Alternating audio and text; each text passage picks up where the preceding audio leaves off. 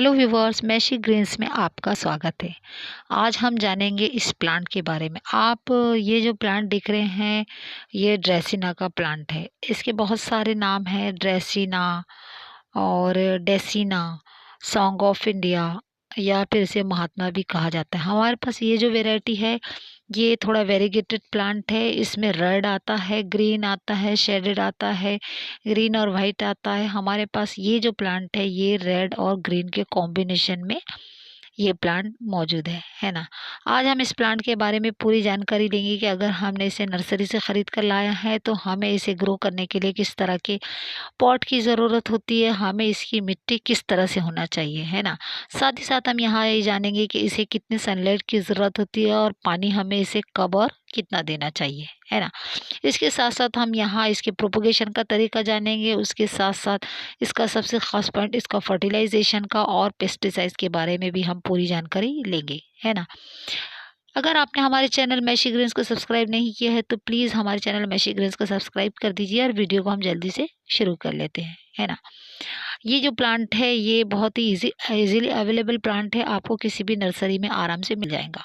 हमने जब ये आज ये प्लांट, ये 2 साल का हो गया, हमने जब ये प्लांट लिए थे, ये बहुत ही छोटा सा था और मैंने इसे सिर्फ 80 रुपीज़ में ख़रीदा था। लेकिन अभी देखिए काफ़ी बड़ा हो गया है। इसकी ब्रांचेस भी बहुत अच्छे से फलने फूलने लगी है, क्योंकि इसे एक्स्ट्रा केयर की ज़रूरत होती है। ये लो मेंटेनेंस प्लांट नहीं है ना।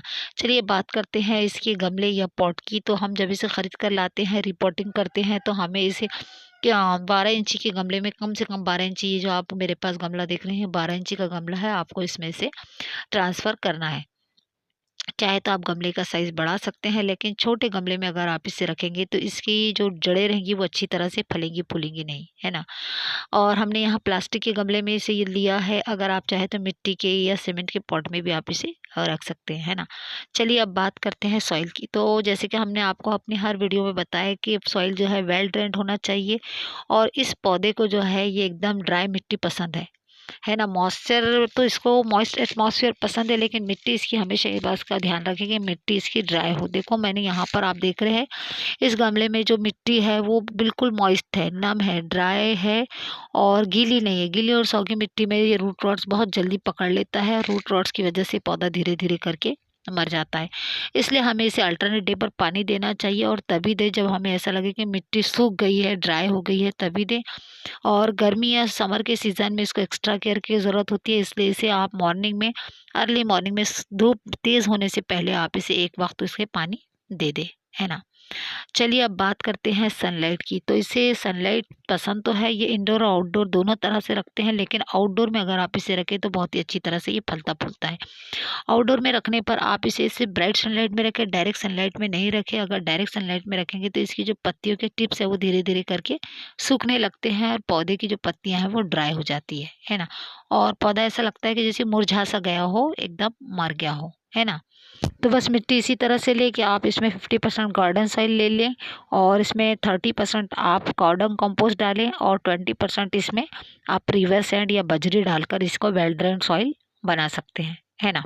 चलिए अब इस पौधे के मेन पार्ट्स की तरफ आ जाते हैं कि फर्टिलाइजेशन। समर जो है इस पौधे का ग्रोइंग सीज़न होता है, इसके लिए इस सीज़न में इसे बहुत ज़्यादा केयर की और फर्टिलाइज़र देने की ज़रूरत होती है। इसके लिए आप इसे हर 10 दिन में फर्टिलाइज़ करें। पूरा समर सीज़न में इसे आप फर्टिलाइज़ करते रहें। इसके लिए आपको क्या करना है कि आपको गोबर की खाद दें और इसके साथ साथ इसमें नीम खली पाउडर मिला दें। अब उसके बाद आपको क्या करना है कि 5 से 7 दिन या 10 दिन बाद इसमें थोड़ा थोड़ा बोन मील पाउडर भी आप दे सकते हैं। आधा चम्मच आप बोन मील पाउडर मिलाकर मिट्टी की अच्छी तरह से गुड़ाई कर लें और फिर उसके बाद हर 5 से 7 दिन बाद आपको रेगुलरली, यानी हर 10 दिन में एक NPK फर्टिलाइज़र 19-90-19 आता है, वो आप 1 लीटर पानी में 1 चम्मच डालकर घोल लिक्विड बना लें और इसे इस हिसाब से दें जिस साइज़ का आपका मतलब गमले का साइज़ हो। जैसा कि अगर आपके गमले में 12 इंची का गमला हो तो 1 मग या 1 गिलास इस पर थोड़ा सा एक बार ज़रूर दें। और ऐसा आप समर के सीज़न में 3 से 4 महीने तक आप ऐसा ही करते रहें। लेकिन एक बात आपको ध्यान रखना है कि आप जब इसे ऐसे करें, आप अगर आप बिगिनर हैं तो आप आधा लीटर में आधा या पाव चम्मच NPK 19-19-19 दें।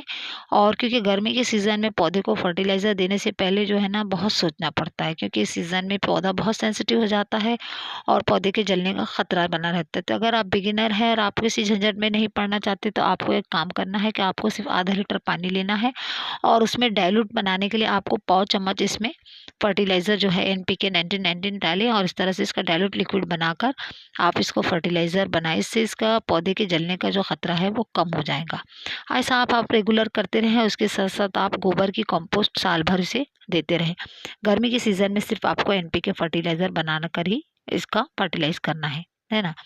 अगर आपका पौधा ऐसे सामने की पत्तियाँ अगर इसकी जल जाए, तो आप इसे सामने से काट-छाँट कर इसकी पत्तियों को शेप दे सकते हैं, ताकि क्योंकि जनरली क्या होता है कि इसकी जो पत्तियों की जो टिप्स है, ये देखिए इस तरह से इसकी जो टिप्स है वो थोड़े से जलने लगते हैं। तो आपको इसको कैंची से, सीज़र की मदद से हल्का से इसको टिप्स को काट दें, ताकि ऐसे पता भी ना चले कि हमारा प्लांट जल गया है या ख़राब हो गया है ना?